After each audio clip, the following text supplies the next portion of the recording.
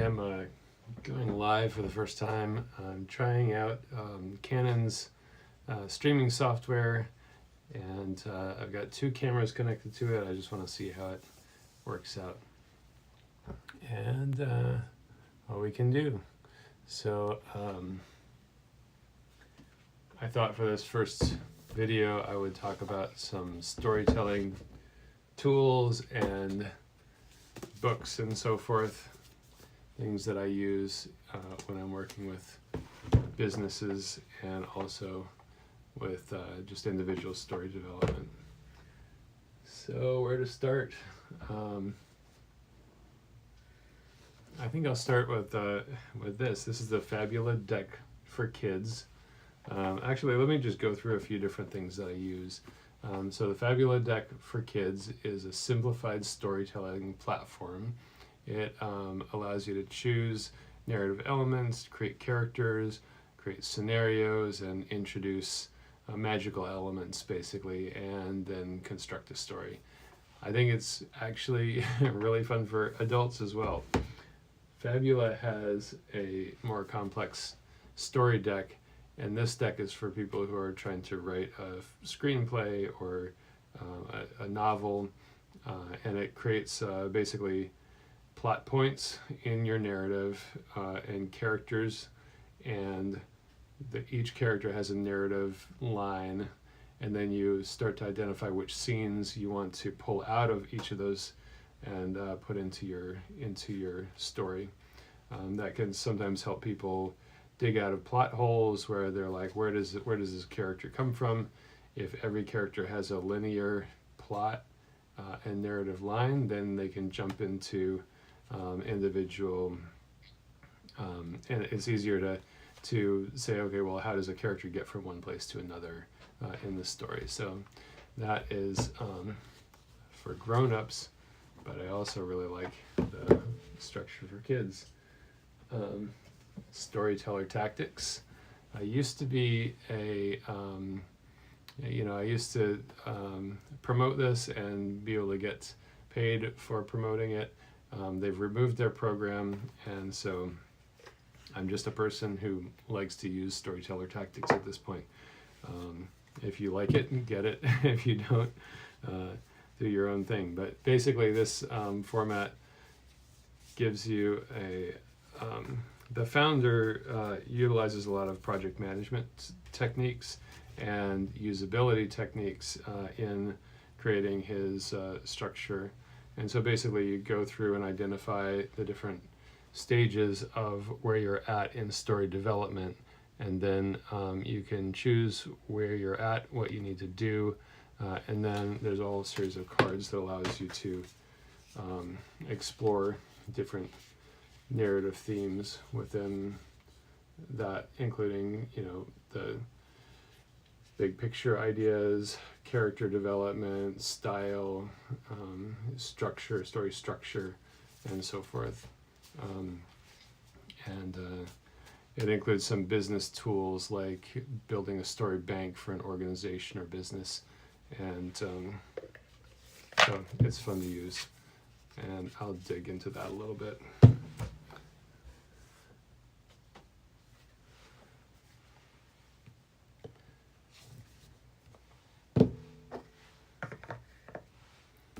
Another one that I like is Land of the Dead. It's written by Brian McDonald, and Toby Cypress is the artist who illustrated the book. And this focuses on kind of Calabasas stories, or going into the Land of the Dead. It starts with the Epic of Gilgamesh, which has been a long-term favorite of mine. And it goes through things like Moby Dick and Greek mythology and a lot of these different kinds of scenarios, horror stories, Little Red Riding Hood, and so on.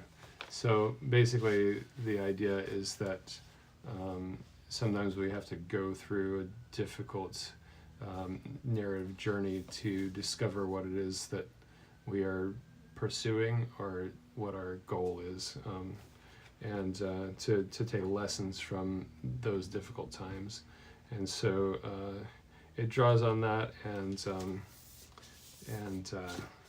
is a fascinating read, and it draws on some ideas that some of his ideas I don't agree with completely, but all of his ideas come out of various storytelling structures that multiple authors have utilized in their work, and so it's definitely a top 10 read for people who want to do story development. Another one that's fun is Citadel, and Citadel is created like a tarot kind of style deck.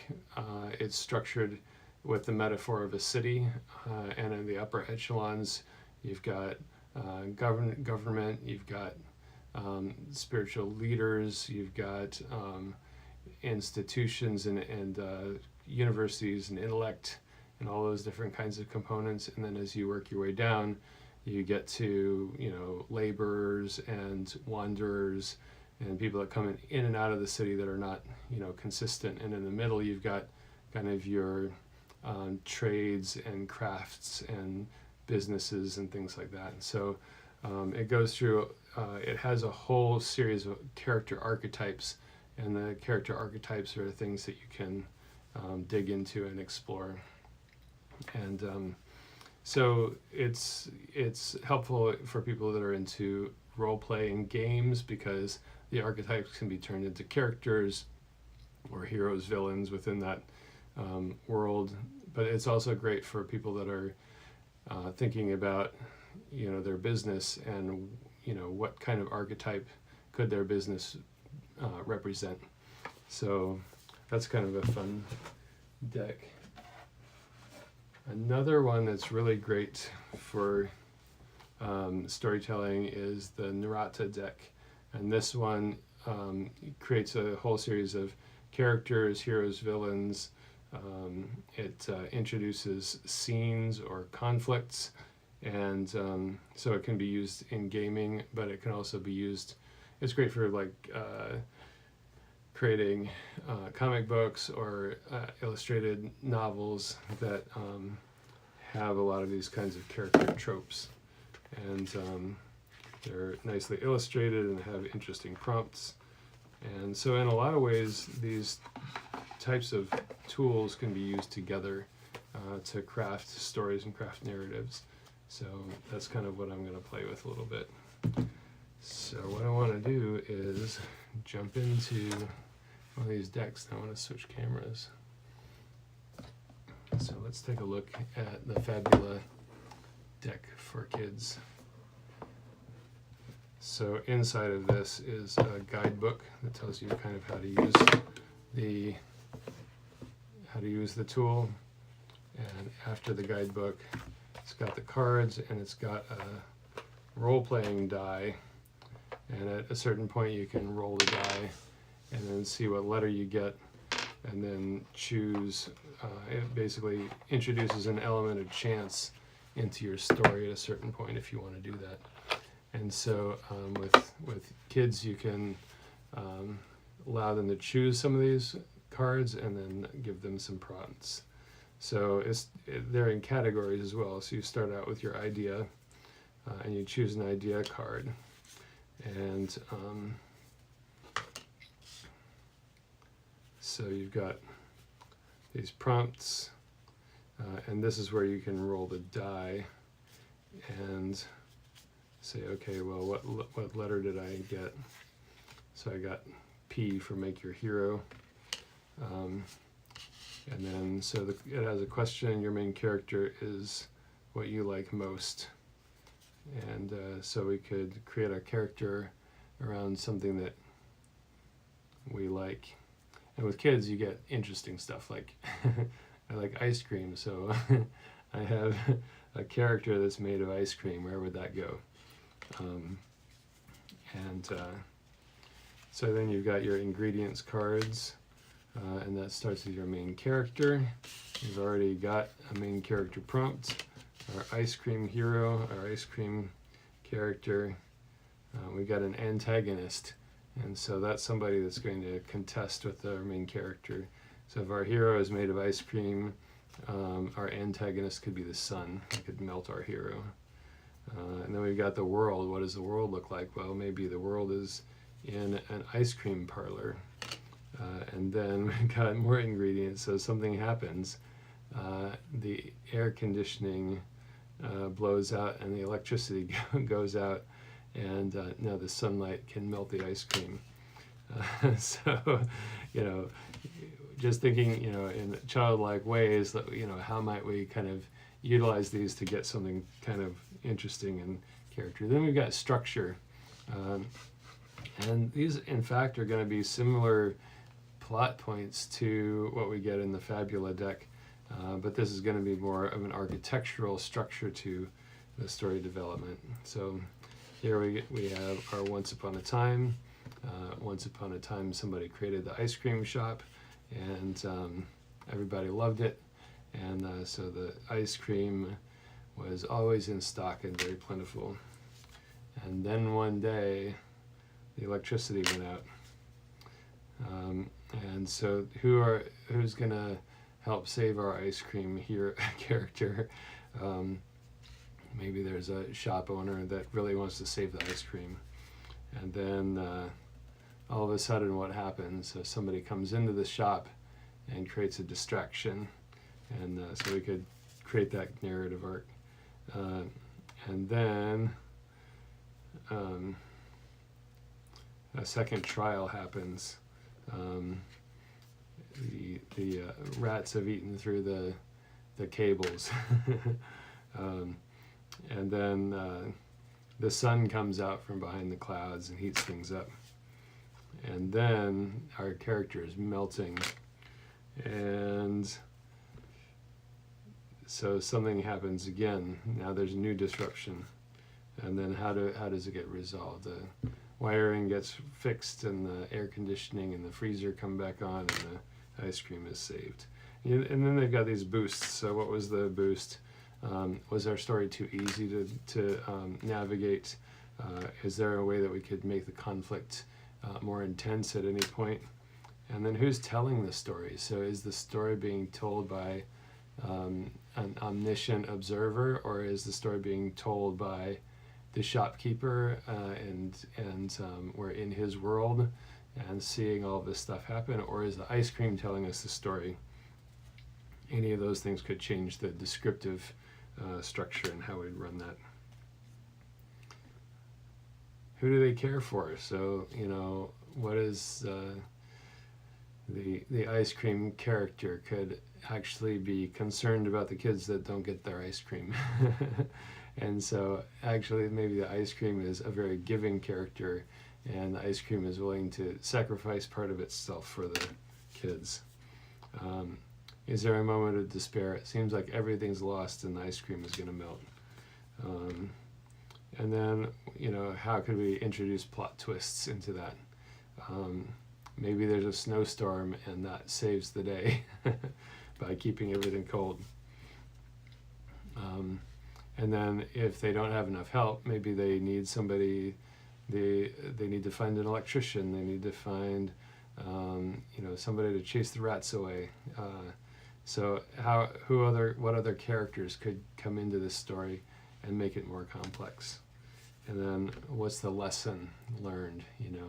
Is it a lesson about planning? Is it a lesson about responding to change as it happens? We could build a moral to the story. Another one is, have you thought about the character's background? So, like, where did the shopkeeper come from? Maybe he grew up in a place where there was no ice cream, and that drove his motivation to run this ice cream shop. So, and then why does the antagonist behave like that? With the sun, we're just dealing with natural heat. But maybe there's some, if we get into Greek mythology, all of a sudden we've got Zeus and other characters, and now they have motivation to create heat and melt things. And then, does the main character have faults? Is there a fault of the ice cream? Maybe it has too much sugar in it. Maybe it, maybe it entices the kids too much, and so a break from the ice cream is a good thing for the kids, even though they like it. So you can kind of see some ways that you could take these cards and create a story out of it, and it could become a fun afternoon. I like this kind of prompt and this kind of goofy way of going through story development, and you can see how even for adults this could be used in creating illustrated books for kids, or to create learning stories that help them go through a journey of discovery, and ask them questions about how they'd like their story to play out. So that is a very fun one. It's called the Fabula Deck for Kids. Again, I'm not I don't make anything off of the sale of any of these tools. They're just something that I enjoy playing with. So Fabula Deck for Kids, you can look it up online. The Fabula Deck for Adults is similar, and it is significantly more complex in terms of the way that the story plays out.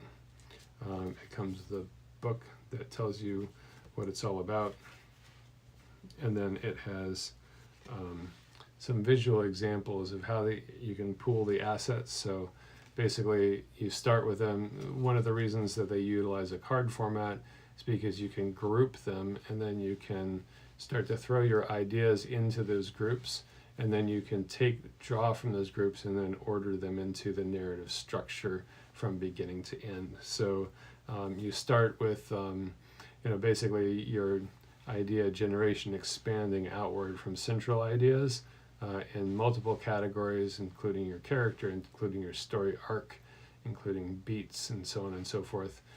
And then you reorganize those things from a cloud of ideas into a narrative structure. And so basically there's kind of a layout for all of that. You've got your visual representation of the assets cards.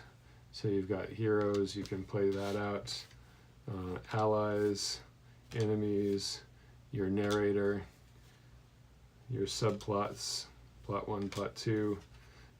So you can see how a lot of these elements follow similar structures to the one for kids. You don't have the illustrated cards, but you just have more of your general ideas. The form that your story is going to take, a mood board that you can create, space, and magical elements. So it utilizes similar structures, but it's more complex in terms of those elements.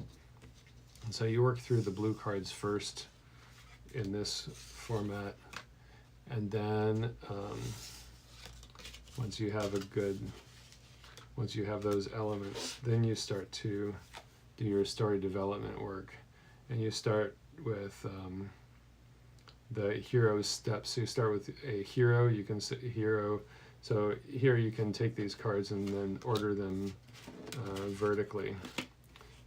You've got your hero, narrator, and so on and so forth, that you can stack, and then you go through your plot points this way. What is your ordinary world that you're in? What is your call to action? These are very standard narrative beats. What is the conflict, or the character is under stress and they're called to take action, but they're frozen, and so how are they going to move out of that?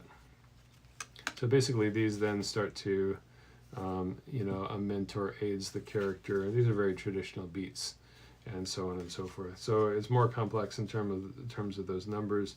Each one of these are numbered in the corner, so 4, 5, 6, 7, 8, 9, 10, and so on and so forth.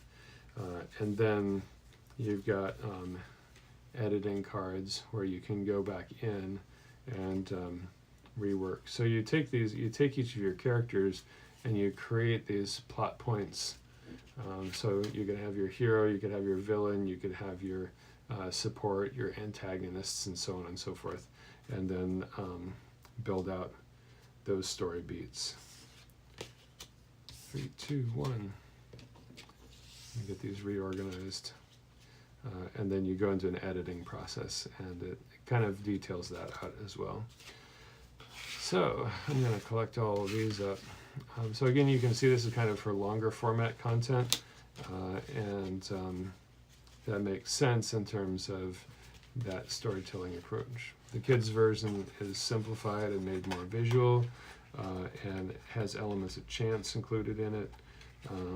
This one is more linear and more oriented towards adults, but anybody could participate in this. You can just make it more complex or more simple based on your audience. And let's switch cameras again. And so let's talk about storyteller tactics a little bit more. And I'll switch back.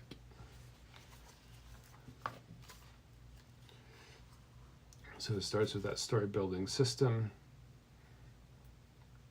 Do you know why you need a story? Do you know where to find your story? And so forth. Who's your character? What is the function of the story? What structure does it have? What style are you using? And then how do you organize stories within, especially if you're using stories for business purposes. So it's got all of that. It has standard business kinds of activities like understanding your audience, creating a profile for your audience. That could be done through archetyping and so forth. Another structural element is whether the story is a big story, like the organization is changing, or is it a small story, a small team is working on a particular innovation or creative objective. An inside story, maybe there's something going on in human resources or something going on in visioning. And then an outside story might be how other people are responding to it, or things that are going on in the world that the organization is responding to. So those are some kinds of things. Creating a story bank.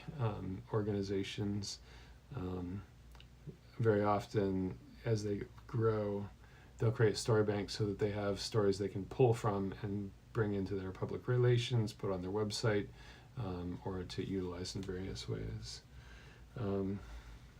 They also have these recipe cards in here, and that starts with your goal. You know, are you trying to motivate people? Are you trying to lead an organization? So this could be an inside story. You could be telling stories to your employees, and this could be about motivating change, or it could be about shaping direction or choosing a new path. Stories that explain. So why are we doing the thing that we're doing, or how does it work? You know, how do you get through a particular journey? Stories that impress. This is good for your interviews and for, you know, when you're trying to frame yourself as somebody who knows what they're talking about. Stories that sell, marketing, stories that convince. When you're trying to get buy-in, maybe you're a researcher and you need your research to make an impact.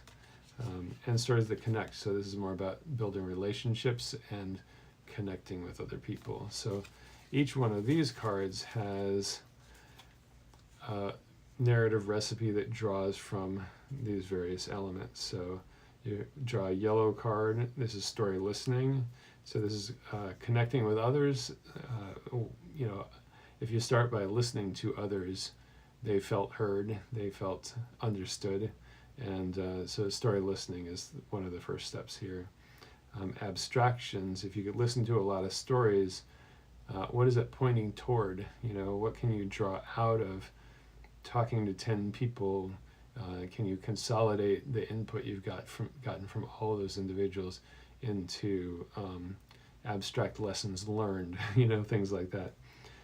And then can those abstractions be turned into universal stories, hopes and fears, aspiring to something, the drive and motivation that influences people.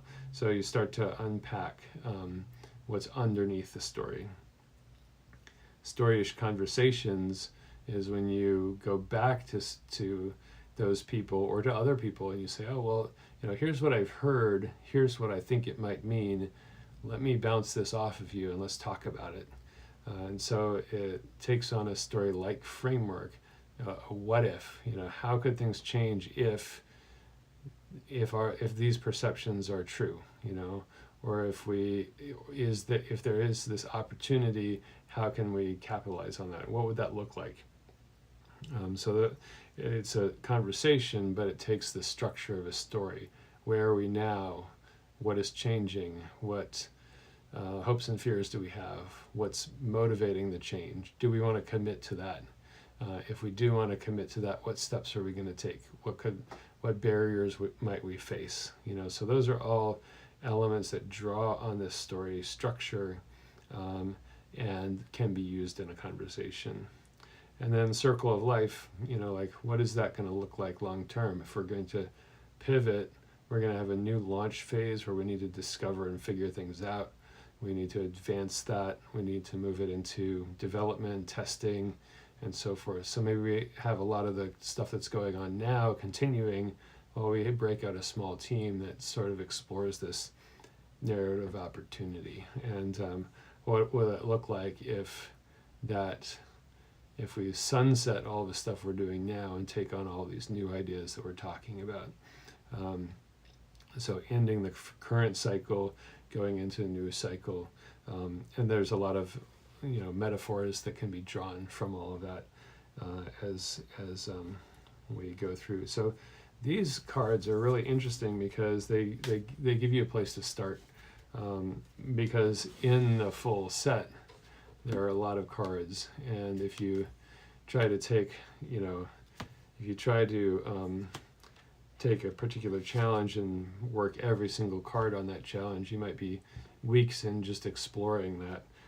Whereas you could take 5 cards from a particular type of challenge, work through those, and fairly quickly have some new story elements to talk about.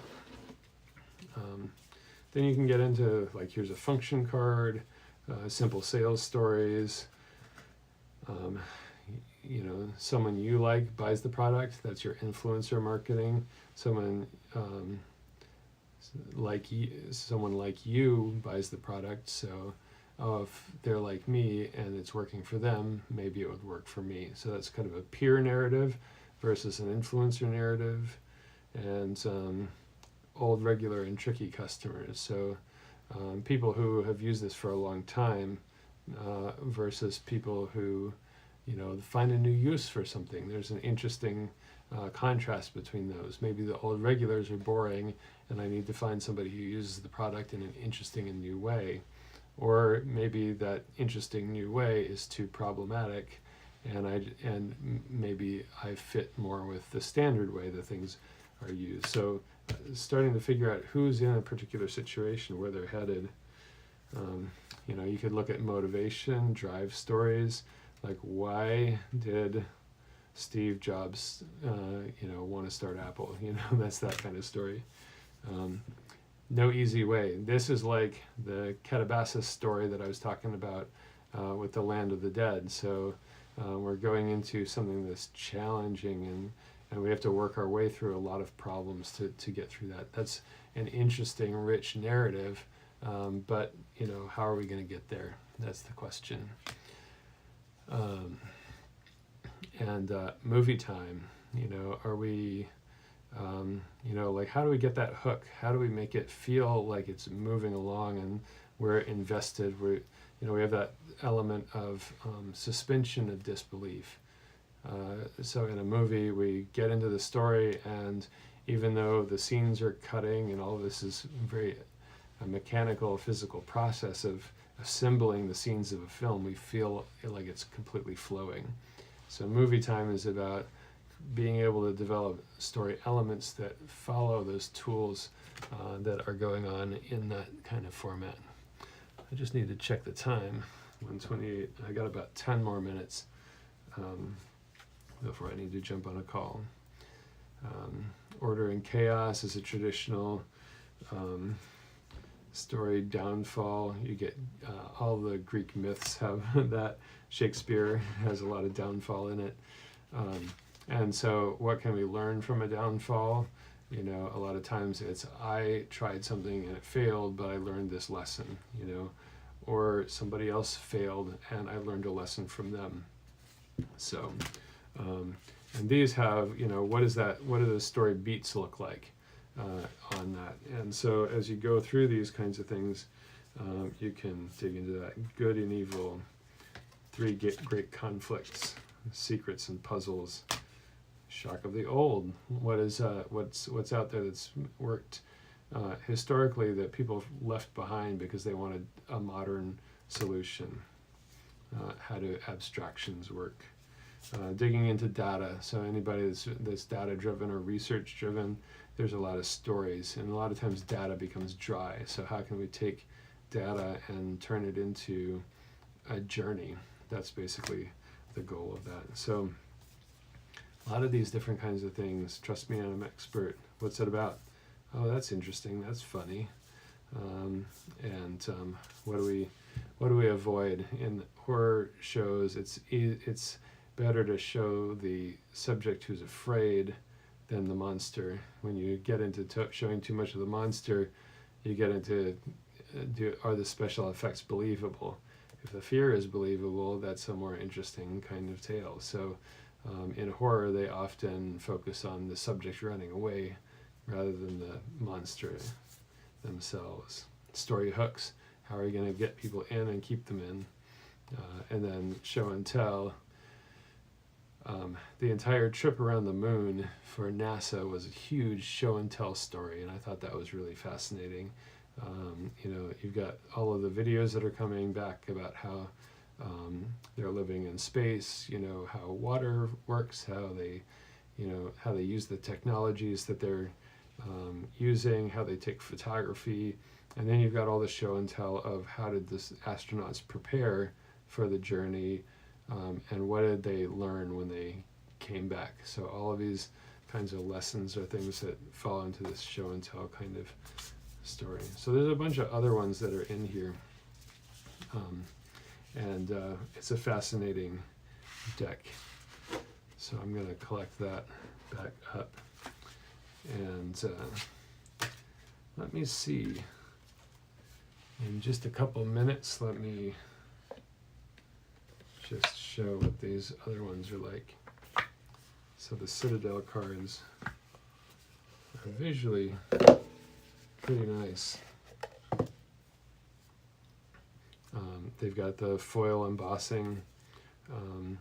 You've got each of these different characters, the founder, somebody that founds a community. There's a book that describes each of these characters and gives you a way in. And like a tarot deck, these have a message that is upright and a reversal message. And so you can dig into those kinds of things.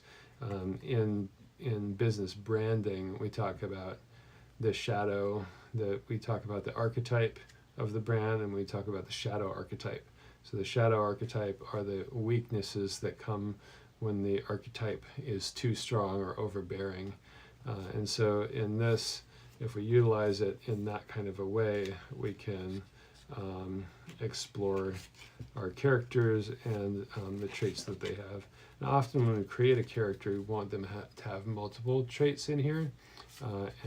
So that's that. I gotta jump out and get into a meeting. So